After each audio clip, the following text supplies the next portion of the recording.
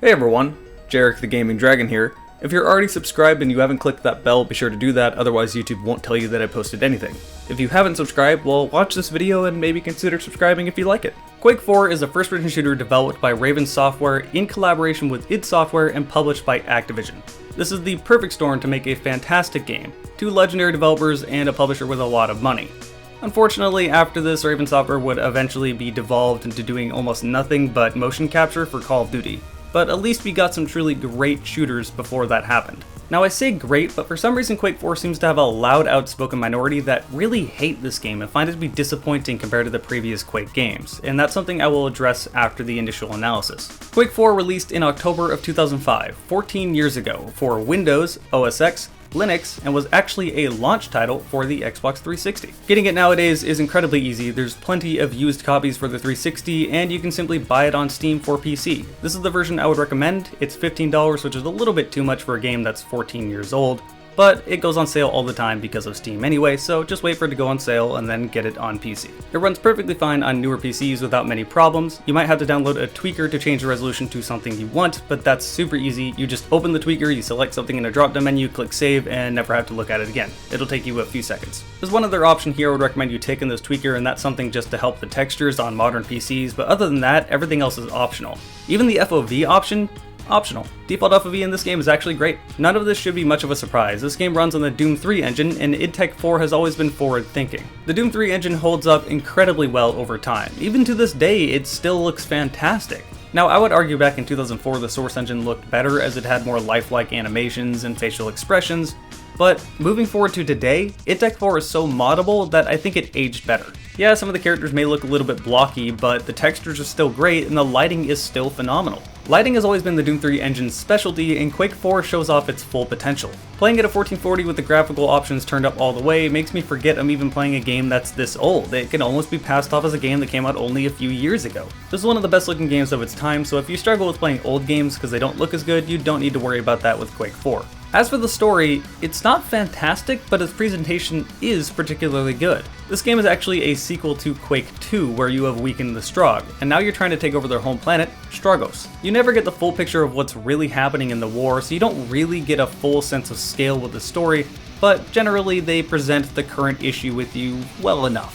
You go into a briefing meeting, they tell you what you have to do, like setting off an EMP in some communications tower, and then they express to you how important this is, rinse and repeat. I'd also like to give a shout out to a certain set piece in this game where you're strapped to a chair, moving along a conveyor belt, having your body mutilated with no drugs or painkillers in any way. Its great shock value in this game definitely deserves its M rating. Plus it plays into the gameplay, allowing you to move faster and have higher health from that point on throughout the game. The only reason I'm not showing the set piece here is because YouTube will probably demonetize the video if I do show it. Plus, I think it's better if you just see it for yourself if you haven't played the game yet. It's not particularly deep, but it is presented well, and let's be honest, this is Quake. Who's really caring about the story here? We just want to shoot some stuff. So how's the shooting stuff? Thankfully, shooting stuff is fantastic in this game. It's got the same sense of progression that, say, Half-Life 2 or Doom 3 has. You start the game with a pistol, then you get a machine gun, then you get a shotgun, then you get a grenade launcher, and you get better and better weapons as the game goes along. The game is also old school where you can carry as many weapons as you want, and most of them are pretty sci-fi. Raven Software learned from id Software's mistake with Doom 3, and these weapons actually sound good.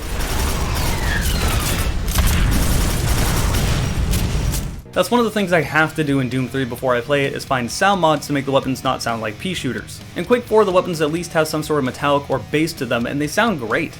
This definitely adds to the overall feel of the weapons. On top of that, whenever you shoot someone, their ragdolls tend to go flying. In fact, you almost have too many weapons. There was many times in this game where a big enemy would show up and I would kind of lock up and go, I don't know what weapon to use, even though I have a million I could have been using in that exact moment. But the only reason I locked up was because they were all enjoyable and I had so many different options, so I consider this to be a good thing. My personal favorite is the Dark Matter gun, which is effectively this gun's BFG, except for it fires dark matter that sucks enemies in and more or less acts like a black hole. It's fantastic and incredibly strong. Likewise, for such a big roster, you have plenty of different enemies to shoot.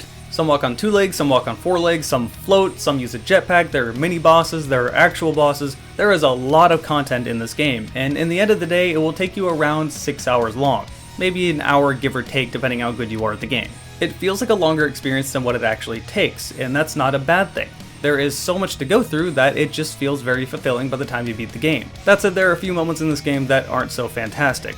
Any moment that requires you to get into a vehicle is just downright boring. This game somehow managed to make a hover tank and a mech feel stale. The mech is especially awkward because the legs swivel independently underneath you, so in order for you to strafe, you have to wait for the legs to turn that direction and then start walking, and it just feels awful. It doesn't help that the combat itself is incredibly slow. You're not mobile, the enemies are floating around you. It's just really tedious and not fun. Thankfully, these are only 2 different 15 to 20 minute sections in the game, so you don't have to do it too much. It's such a small portion of the game that it doesn't really drag the game down. As a whole, Quake 4 is a fantastic old school shooter experience that we just kind of don't see as much of nowadays. I am really happy to see this sort of coming back with things like, say, Doom 2016 and the new Doom Eternal, so hopefully we'll see more. Just as long as you're not counting on Half-Life 3 to revive all this. But like I said at the beginning of this video, there's this section of people that really adamantly hate this game. I even saw all of this hate to this day. All the footage you're seeing here is from my Twitch. Small subtle plug, I stream very often and that's where all the footage of my videos come from. My Twitch is twitch.tv/JerrickForGamingDragon if you want to come hang out.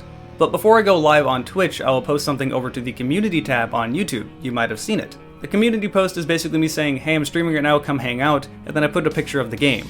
I did this for Quake 4, and a lot of the comments were just saying, ugh, not this game sucks as a Quake game, it's such a waste of time. All the comments seemed greatly exaggerated for the frustration they should have been feeling, and I just don't get it. On one hand, I understand because it's not the rocket jumping experience you got in Quake 2, but on the other hand, it's not a slow, new school shooter, it still fits in with Quake, so it seems like a greatly exaggerated response. I don't know, in my mind I just want to say it seems like people just want to be upset, but I'm sure that's how people look at me when I talk about Fear 2 sucking compared to the original Fear. Or the Darkness 2 being garbage compared to the original Darkness 1. Either way, it's definitely not a bad game, it's still an old school Quake game, but I think it kind of sits right in the middle, and this is where the problem comes from.